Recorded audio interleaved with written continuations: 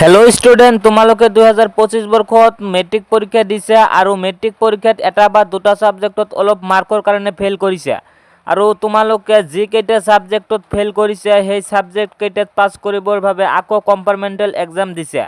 এতিয়া কিছুমান স্টুডেন্টৰ কম্পাৰ্টমেন্টাল এক্সাম হেক হৈছে আৰু কিছুমান স্টুডেন্টৰ এক্সাম হেক হোৱা নাই। এই কেইদিন ধৰি তোমালোকে বহুতে মোক কমেন্ট কৰি আছিলা যে স্যাৰ মই এইবাৰ কম্পাৰ্টমেন্টাল এক্সাম দিছো, মোর থিওরিত ভাল হয়েছে কিন্তু এমসিকিউত বেয়া হয়েছে, অর্থাৎ থিওরিত পাস করিম আর এমসিকিউত 2-3 মার্কৰ কাৰণে ফেল কৰিব পাৰো। এতিয়া এমসিকিউত গ্ৰেস মার্ক দেবনে নাই।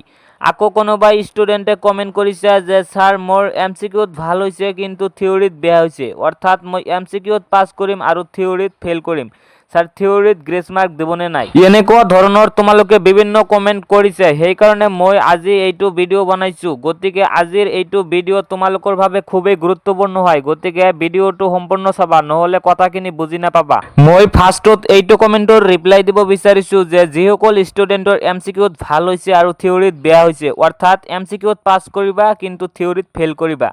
এতিয়া থিওরিত গ্ৰেস মার্ক দিবনে নাই, যদি দিব কিমান গ্ৰেস মার্ক দিব? এইটো কমেন্টৰ ৰিপ্লাই হৈছে হয়, থিওরিত গ্ৰেস মার্ক দিয়া হ'ব। আৰু থিওরিত কিমান গ্ৰেস মার্ক দিয়া হ'ব মই এক্সাম্পল দি তোমালোকৰ কনফিউজ ক্লিয়াৰ কৰি আছো। মই এটা এক্সাম্পল দিছো, এমসিকিউত পাস কৰিবৰ ভাবে কিমান মার্ক লাগে? 13 মার্ক লাগে। আৰু থিওরিত পাস কৰিবৰ ভাবে কিমান মার্ক লাগে? 14 মার্ক।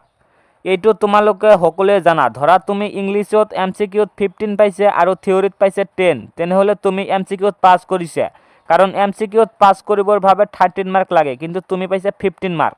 কিন্তু আনহাতে থিওরিত পাস কৰিবৰ ভাবে লাগে 14 মার্ক কিন্তু তুমি পাইছে 10 মার্ক, মানে পাসিং মার্কতকৈ 4 মার্ক কম পাইছে। তেনেহলে তুমি 4 মার্কৰ কাৰণে ফেল কৰিবা নেকি?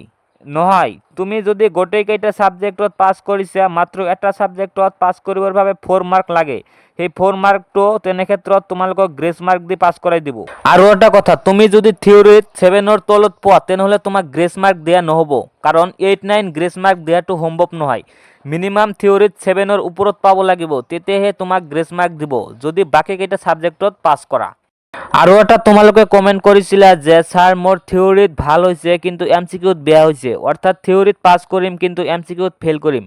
এই ক্ষেত্ৰত এমসিকিউত গ্ৰেস মার্ক দেবনে নাই? ইয়াৰ এনসারটো হৈছে এমসিকিউত গ্ৰেস মার্ক দিবও পাৰে নিদিবও পাৰে। ইয়াৰ কাৰণটো হ'ল এমসিকিউ কুৱেশ্যনত 4টাকৈ অপশন দিয়া হৈছিল, সেইকাৰণে এমসিকিউত গ্ৰেস মার্ক দিয়াৰ চান্সটো কম আছে। আৰু এমসিকিউত গ্ৰেস মার্ক দিবও পাৰে, সেইটো আমি সঠিককৈ ক'ব নোৱাৰো, কাৰণ থিওরিত যদি গ্ৰেস মার্ক দিব পাৰে তেনেহলে এমসিকিউত কিয় গ্ৰেস মার্ক দিব নোৱাৰে? সেইটোতো কোনো ঠাইত লিখা নাই যে থিওরিত গ্ৰেস মার্ক দিয়া হ'ব কিন্তু এমসিকিউত গ্ৰেস মার্ক দিয়া নহ'ব।